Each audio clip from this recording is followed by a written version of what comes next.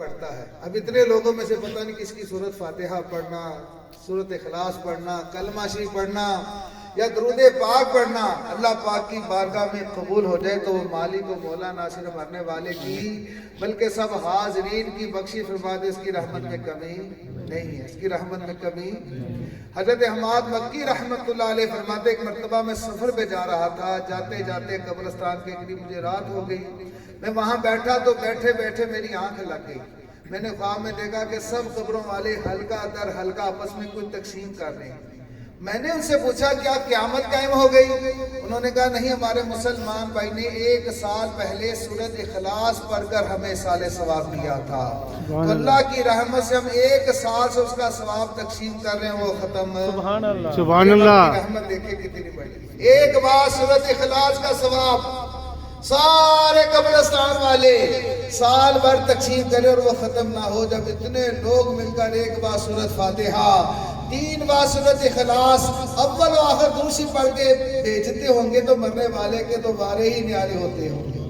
پہلے نمبر پر اس کا مقصد ہے سال ثواب کرنا، اور دوسرا مقصد یہ ہے کہ آج ہمارے مرنے والے حاجی عبد الرحمن صاحب کی روح ہمیں پکار پکار کر کہہ رہی ہے میرے بیٹوں، میرے دوستوں، میرے بھائیوں، دیکھو کل تک میں بھی زندہ تھا، مجھے بھی اپنے بچوں کی، پوتے پوتیوں کی فکر تھی، اس کا کیا بنے گا، اس کا کیا بنے گا.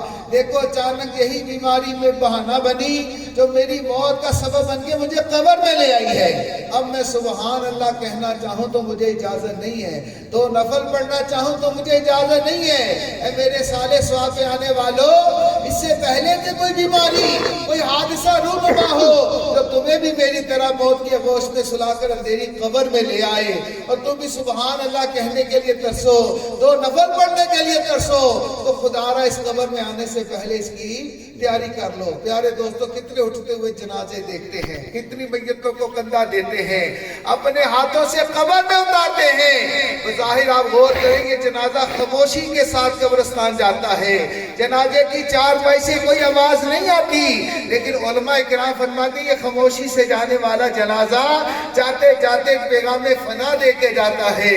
جنازہ آگے بڑھ کے کہہ رہا تھا اے جہاں والو، جنازہ آگے بڑھ کے کہہ رہا تھا اے جہاں والو، میرے پیچھے چلے آؤ تمہارا رہنما میں ہوں. اے مجھے کندھا دینے والوں، میرا جنازہ پڑھنے والوں، مجھے قبر میں اتارنے والوں، اس قبر میں مجھے چھوڑ کے جا رہے، تمہیں بھی میرے پیچھے ایک ایک کر کے اسی قبر میں آنا ہے.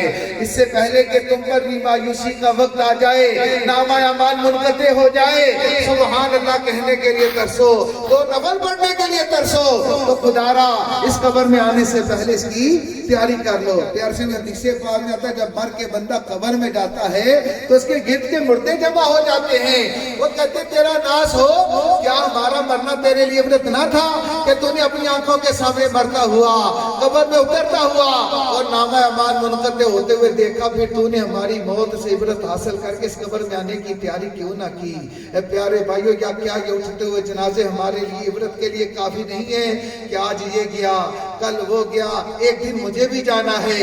اندھیری قبر میں منو مٹی تلے 1000 سال کا سفر طے کرنا ہے. آج دنیا کے لیے ہم بھاگے دوڑے پھر رہے ہیں، ٹینشنوں میں، مسائل میں دن رات کوشش کر رہے ہیں. اس اندھیری قبر کو سوارنے کی بھی کبھی فکر کی ہے؟ پیارے اسلامی بھائیو، یہ دنیا کی حقیقت کیا ہے؟ دیکھیں ہمارے قریب جی ٹی روڈ پر ریلوے اسٹیشن ہے. آپ وہاں پر جائیں، وہاں پر آپ کو ایک چھوٹا سا کمرہ نظر آئے گا، اس کے اوپر لکھا ہوگا ویٹنگ روم یعنی انتظار گاہ. اس کا مقصد ہوتا ہے وہاں بیٹھ کر اپنی گاڑی کا انتظار کیا جائے، اور جو ہی گاڑی آئے بندہ اس پر سوار ہو کر اپنی منزل کی طرف روانہ ہو جائے. اب تو بیوقوف آدمی اس ویٹنگ روم پر قبضہ کرنے کی کوشش کرے، اس انتظار گاہ پر قبضہ کرنے کی کوشش کرے، وہاں اسٹیمپر کروائے، ٹیوب لگائے، بیڈ لگا کے بولے میرا ہے. ایمانداری سے بتائیے ہر کس کی بے وقوفی پہ ہنسے گا کہ نہیں ہنسے گا؟ اور بے وقوف یہ ریلوے کی جگہ ہے، یہ گورنمنٹ کی جگہ ہے، یہ کوئی ڈیرا بسیرا لگانے کی، قبضہ کرنے کی جگہ نہیں ہے. عقل مند لوگ کچھ دیر بیٹھ کر اپنی گاڑی کا انتظار کرتے ہیں، اور جو ہی گاڑی آتی ہے اس پر سوار ہو کر اپنی منزل کی طرف چلے جاتے ہیں. تو دوستو آج ہماری بے وقوفی دیکھیے، یہ दुनिया जो इक्वेटिंग रूम में बड़े बड़े महल्लात, बड़ी बड़ी कोठियां, बड़ी बड़ी गाड़ियां, बड़े बड़े बैंक बैलेंस बनाकर हमेशा रहने के प्लान बना रहे हैं। हालांकि अनकरीब मौत की गाड़ी आएगी और हमें सवार करके हमारी मंजिल कब्र की तरफ ले जाएगी। किसी ने क्या खूब कहा है कि दुनिया के है मुसाफिर, मंजिल तेरी कब्र है, तय कर रहा है तू जो 2 दिन का ये सफर है। अरे ये ऊंचे ऊंचे महल किसी काम के नहीं है, ये आलीशान बंगले किसी काम के नहीं है। 2 गज ज़मीन का टुकड़ा छोटा सा तेरा घर है। दुनिया के मुसाफिर, मंजिल तेरी कब्र है, तय कर रहा है तू जो 2 दिन का ये सफर है। अरे आंखों से तूने अपनी देखे कई जनाजे, हाथों से तूने अपने दफनाए कितने मुर्दे, अंजाम से तू अपने को इतना बेखबर है। दुनिया के मुसाफिर, मंजिल तेरी कब्र है, तय कर रहा है तू जो 2 दिन का ये सफर है। अरे ओ नाज़ुबानी, अपने मौला से दिल लगा ले, करके खुदा को राजी कुछ नेकियां कमा ले। रहना नहीं सजा यहाँ पर जारी तेरा सफर है। दुनिया के मुसाफिर, मंजिल तेरी कब्र है, तय कर रहा है तू जो 2 दिन का ये सफर है। दोस्तों, ये दुनिया चंद दिन का सफर है। इसकी हकीकत आप रोज देखते हैं, अखबारात पढ़ते हैं, खबरें सुनते हैं। दर दर जनाजे हमारी आंखों के सामने उठते ही चले जा रहे हैं। आखिर में हदीसे पाक सुने। हदीसे पाक में आता है जब बंदा मर के कब्र में जाता है तो उसके अमाल, उसकी बाई रात को हरकत देकर जगाते हैं। उठकर कहते हैं मेरा होता, मेरे बंगले, मेरे बीवी बच्चे किधर गए?